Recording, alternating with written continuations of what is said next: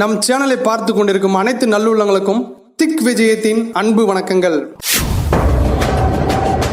உள்ளிருக்கும் திறமைகளை உலகிற்கு வெளிப்படுத்த, தெரிந்த பல தகவல்களை திக்கெட்டும் தெரிவிக்க, கவிதைகள், பேச்சாற்றல், பலகுரல், இது போல எண்ணற்ற திறமைகளால் எவரெஸ்டில் கால்பதிக்க உங்களை தேடி திக் விஜயம் டிஜிட்டல் மேடை.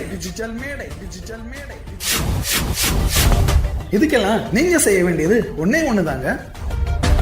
நாங்க சொல்ற வாட்ஸ்அப் நம்பருக்கு உங்களுடைய திறமைகளை ஆடியோவாவோ வீடியோவாவோ ஷேர் பண்ணுங்க.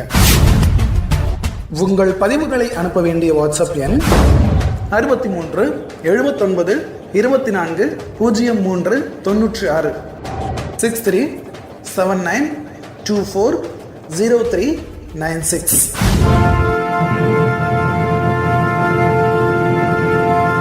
வணக்கம் மக்களே, இன்னைக்கு என்ன நாள்னு தெரியுமாங்க?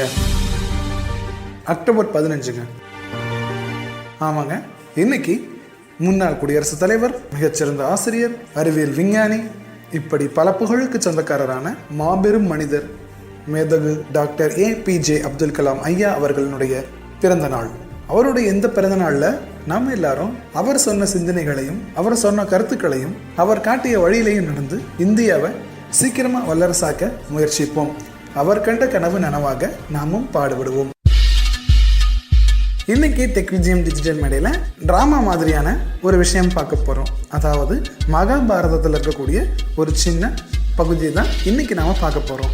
இந்த கதையில கதையினுடைய பலத்திற்காகவும் கதையை மெருகூட்டுறதுக்காகவும் சில காட்சிகள் கற்பனையாகவும் உட்புகுத்தப்பட்டிருக்கிறது. கதையை கேட்டுட்டு உங்களுடைய கமெண்ட்ஸை ஷேர் பண்ணுங்க. கதைக்குள்ள போலாமா?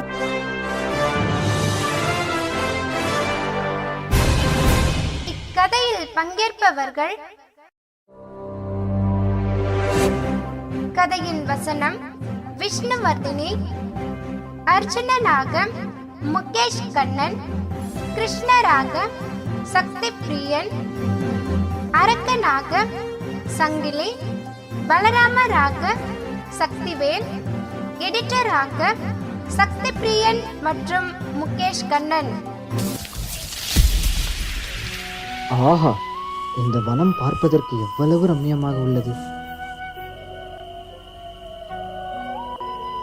ஆம், தாங்கள் கூறுவதும் உண்மைதான். ஆனால் அழகு உள்ள இடத்தில்தான் அபாயம் நிறைந்திருக்கும் என்று ஒருமுறை தாங்கள் தானே எனக்கு கூறினீர்கள். அதை மறந்துவிட்டீர்களா? ஏன் தாங்கள் இவ்வாறு கூறுகிறீர்கள் மாதவா? ஒன்றுமில்லை அர்ஜுனா. இந்த வனத்தில் வனவிலங்குகளின் அச்சுறுத்தல் அதிகம் என்று கேள்வியுற்றேன். அதற்காகத்தான் அப்படி கூறினேன். ஏதோ ஒன்று இந்த வனப்பு மிகுந்த வனத்தில் நடைபெறப் போகிறது.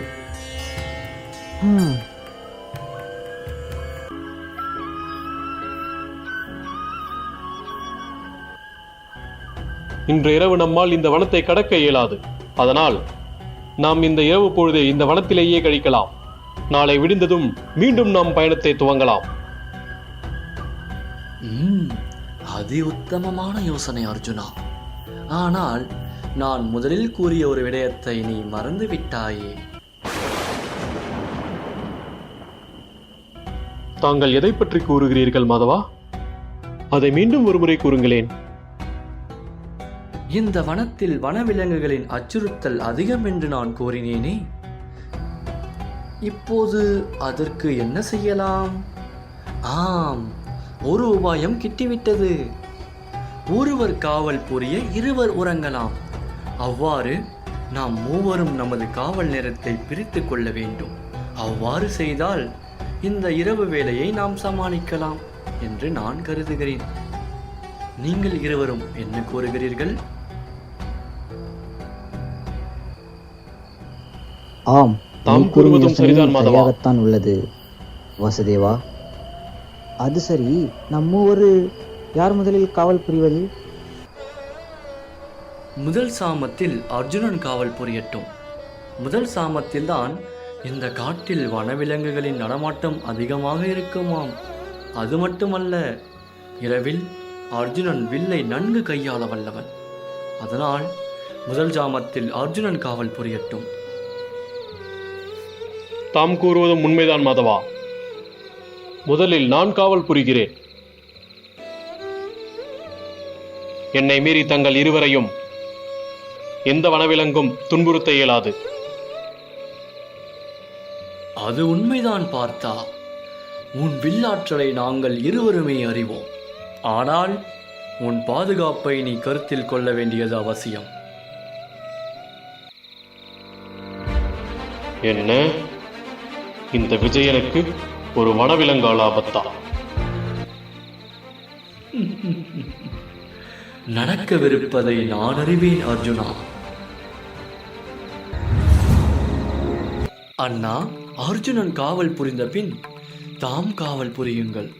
ஏனெனில் தங்கள் வீரம் அந்தகாரத்தையும் எதிர்கொள்ள வல்லது. அதனால் தாங்கள் அர்ஜுனனுக்கு பின்பாக செல்லுங்கள். ஆம், நானும் அதைத்தான் சிந்தித்தேன் வாசுதேவா. நீங்கள் இருவரும் நன்கு காவல் புரிய வேண்டும். ஏனெனில் இரவில் என்னை எந்த விலங்கும் தொந்தரவு செய்யக்கூடாது.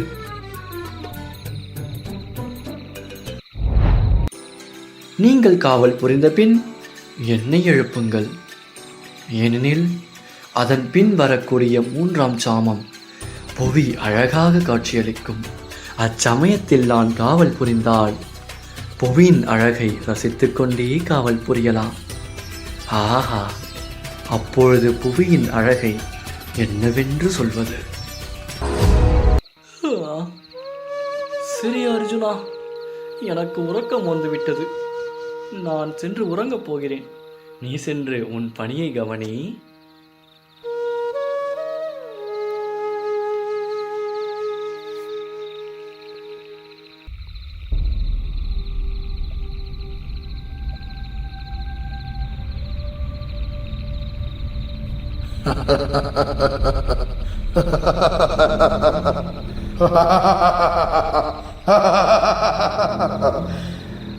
நான் அவர்கள் இருவரையும் உண்ண வந்திருக்கிறேன்.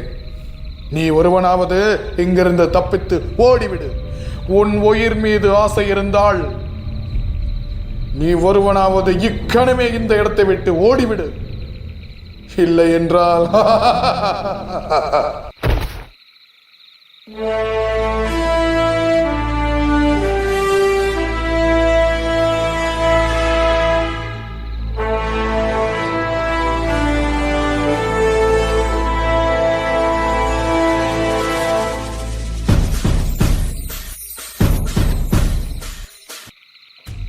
என்னை மீறி உன்னால் இவர்களின் நிழலை கூட நெருங்க இயலாது. நிழலை கூட நெருங்க இயலாது. நிழலை கூட நெருங்க இயலாது. நிழலை கூட நெருங்க இயலாது. முடிந்தால் என்னிடம் யுத்தம் செய்து வென்றுவிட்டு நீ இவர்களை உண்ணலாம். அப்படியெனில் உனது உயிரையும் நீயே தர துணிந்து விட்டாய் அல்லவா? நான் உன்னை முதலில் இரையாக்கிக் கொண்டு இவர்களை பின்பு பார்த்துக் கொள்கிறேன்.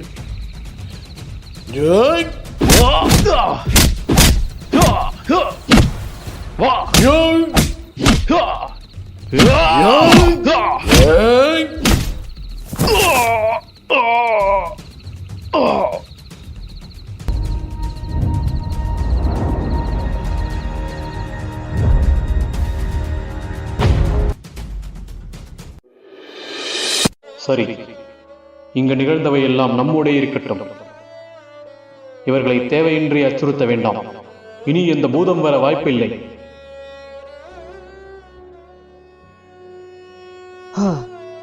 நான் காவல் புரிய வேண்டிய நேரம் வந்துவிட்டது. அர்ஜுனா, நீ தற்பொழுது உறங்க. நான் பார்த்துக் கொள்கிறேன்.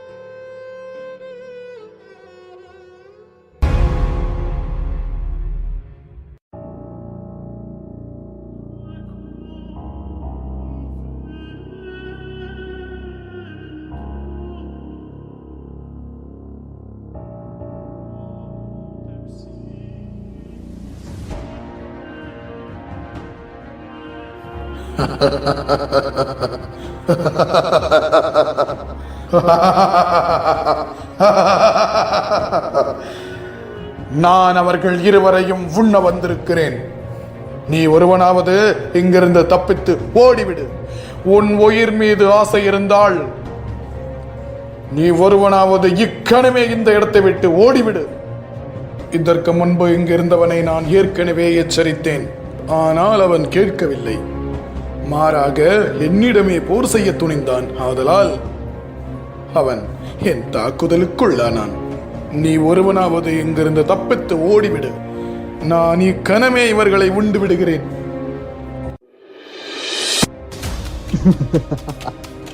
இந்த பலம் பொருந்திய பலராமனை மீறி இவ்விருவரையும் நீ தொடவும் முடியாது, உண்ணவும் முடியாது. முதலில் நீ என்னுடன் யுத்தம் செய், பிறகு அவர்களை உண்ணலாம்.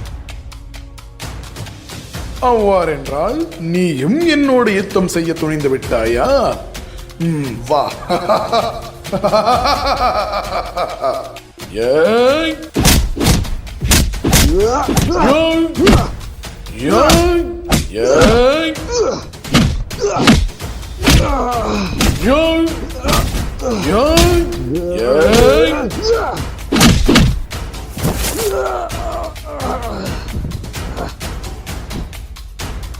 என்னது இது? அந்த கம்சனும் என்னை கண்டு நடுங்குவான். ஆனால் இந்த பூதம் சளைக்காமல் இவ்வாறு போர் புரிந்து கொண்டிருக்கிறதே, எப்படி? என் அன்பு அண்ணா,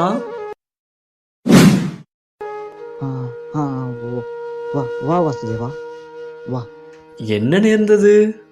அது ஒன்றும் இல்லை வாசுதேவா. ஒரு பூதமானது என்னை மிகவும் தொல்லை செய்துவிட்டது. பூதமா? சரி, நித்ரா தேவி தங்களை ஆட்கொண்டு விட்டாள் என்று நான் நினைக்கிறேன். இல்லை வாசுதேவா, நான் சொல்வது அண்ணா, நான் தான் கூறிவிட்டேனே, தாங்கள் சென்று உறங்குங்கள். நான் காவல் புரியும் நேரம் வந்துவிட்டது. தாங்கள் என் நேரத்தையும் அபகரிக்க பார்க்கிறீர்களா? நான் விடமாட்டேன். நான் சொல்வதை நீ நம்ப போவதில்லை. நீயே கண்டு உணர்ந்து கொள்.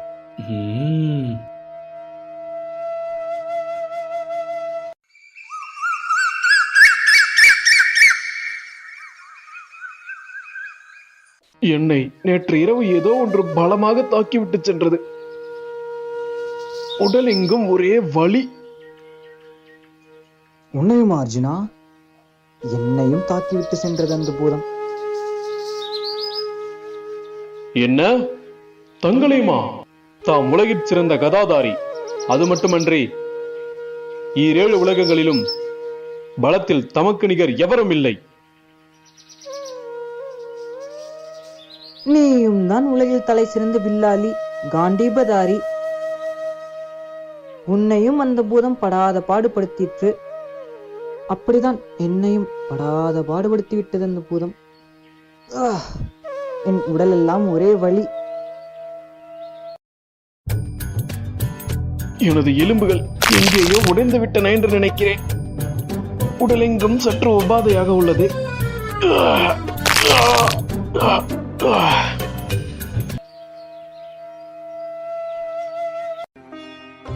ஆமாம், வாசுதேவனும் கால் புரிந்தான் அல்லவா? அவன் மட்டும் இப்படி உறங்குகிறான். இவனது செயல்களை சில நேரம் என்னால் புரிந்து கொள்ளவே இயலவில்லை. ஆம், என்னால் கூட புரிந்து கொள்ள இயலவில்லை சகோதரரே.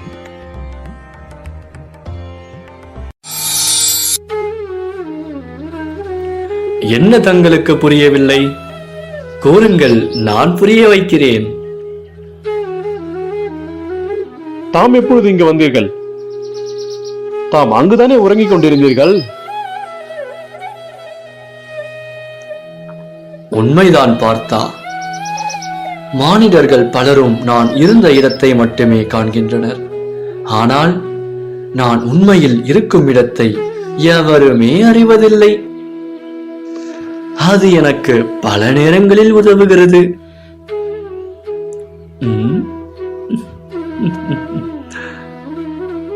சரி, நீயும் தானே நேற்றிரவு காவல் புரிந்தாய். எங்கள் இருவரையும் அந்த பூதம் படாது பாடுபடுத்தி விட்டது. உன்னை அந்த பூதம் எதுவும் செய்யவில்லையா? பூதமா? இங்கு ஒரு பூதமும் வரவில்லையே அண்ணா.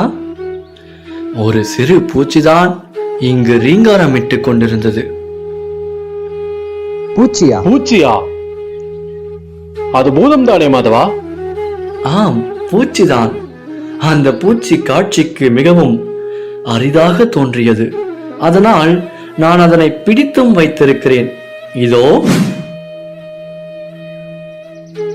ஆம், இதுதான் அந்த பூதம். இது காட்சிக்கு பூதம், ஆனால் இது உண்மையில் நமது மன எண்ணமாகும்.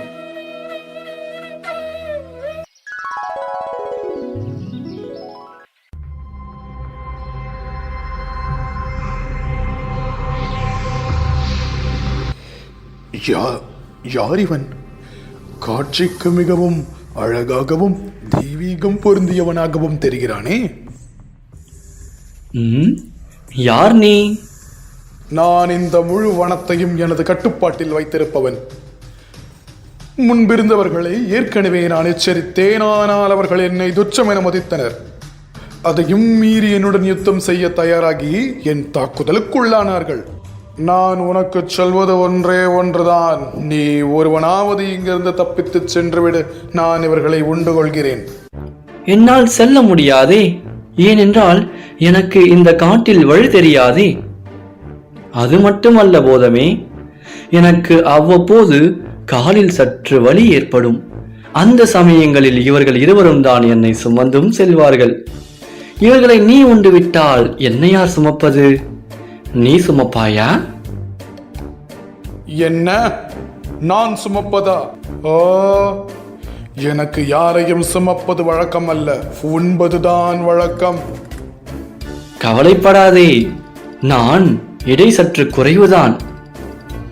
அவர்கள் இருவர் என்னை சுமக்க வேண்டும். ஆனால் அவர்கள் இருவரையும் நீ உண்டுவிட்டு நீ ஒருவனாகவே என்னை சுமக்கலாம். சுமப்பாயா? பாயா பாயா பாயா? யாருக்கு கட்டளை இடுகிறாய்? என்னிடமே உன் வார்த்தை ஜாலத்தை காட்டுகிறாயா? ஏய்! ம், ம், ம், ஏய்! ம். ஏய்! அவ்வளவுதானா உனது பலம்? ம், ஏய்! ஹ, ஏய்! ஓ! ஏய்! ம். உனது ஆட்டத்தை நீ முடித்து விட்டாய். இதோ நான். ம். ம். என்னை பொறுத்தருள்க பரந்தாமா. தாங்கள் யார் என்று தெரியாமல் தங்களுக்கு எதிராகவே போரிட்டு விட்டேன். என்னை பொறுத்தருள்க. என்னை விட்டு விடுங்கள் பரந்தாமா, என்னை விட்டு விடுங்கள். தாங்கள் யார் என்று தெரியாமல் உங்களிடமே போரிட்டு விட்டேன். என்னை பொறுத்தருள்க, என்னை விட்டு விடுங்கள்.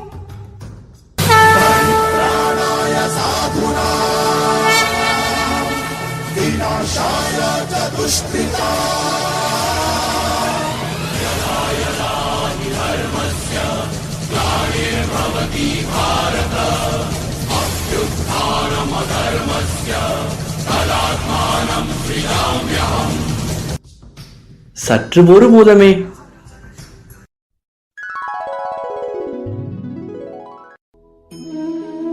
ஒருவர் தமது முன்பு நிற்கும் அபாயத்தை அபாயம் என்று கருதினால் உண்மையில் அது அபாயம்தான். ஆனால் அந்த அபாயத்தை ரசித்தால் அது நம் பார்வைக்கு சிறிதாகிவிடும். அதைத்தான் நான் நிகழ்த்தினேன். வாழ்வில் பல துன்பங்கள் பல நேரங்களில் தோன்றும். அவ்வாறு தோன்றும் போதெல்லாம் நமது சுயநினைவை நாம் இழந்து விடுகிறோம். அதுவே நம் வாழ்வில் நாம் செய்யும் மிகப்பெரிய தவறு. நமது வாழ்வானது இறைவனால் அளிக்கப்பட்ட அன்பு பரிசு. அந்த பரிசில் பல கீறல்கள் இருப்பதாக நமக்கு தோன்றலாம். ஆனால் அதனை ரசித்தால் அது உண்மையில் கீறல்கள் அல்ல, இறைவன் வரைந்த ஓவியம் என்று நாம் உணரலாம். இதுவே வாழ்வின் மகத்துவமாகும். இதனை புரிந்தவனுக்கு வாழ்வு சுவையாகும் அண்ணா.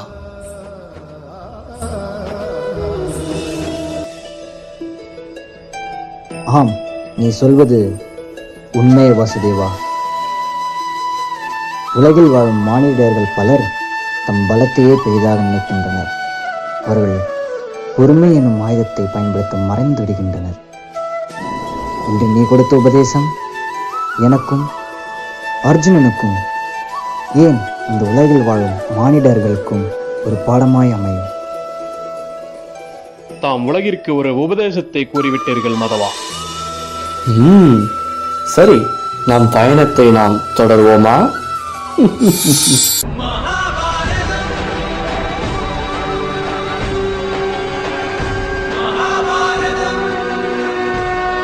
தொடரட்டும் தொடரட்டும் திக் விஜயம், புகழ் பரவட்டும் எத்திசையும். நீங்க டெலகிராம் யூஸ் பண்றீங்களா? டெலகிராம்ல போயிட்டு திக் விஜயம் அப்படின்னு டைப் பண்ணுங்க. திக் விஜயம் சேனல்ல ஜாயின் ஆயிக்குங்க. இதெல்லாம் இல்லப்பா நான் ஃபேஸ்புக் தான் யூஸ் பண்றேன் அப்படின்றீங்களா? ஃபேஸ்புக்ல போயிட்டு சர்ச்ல திக் விஜயம் அப்படின்னு சர்ச் பண்ணுங்க. அதுல திக் விஜயம் பேஜ் ஓபன் ஆகும். அதுல ஜாயின் ஆயிக்குங்க. நான் இதுல எல்லாம் ஜாயின் ஆக மாட்டேன், நான் மெயில் தான் பண்ணுவேன் அப்படின்னு நினைக்கிறீங்களா? அதுக்கும் ஒரு வழி இருக்குங்க. thickvijayam@gmail.com மெயில் பண்ணுங்க. THIKVIJAYAM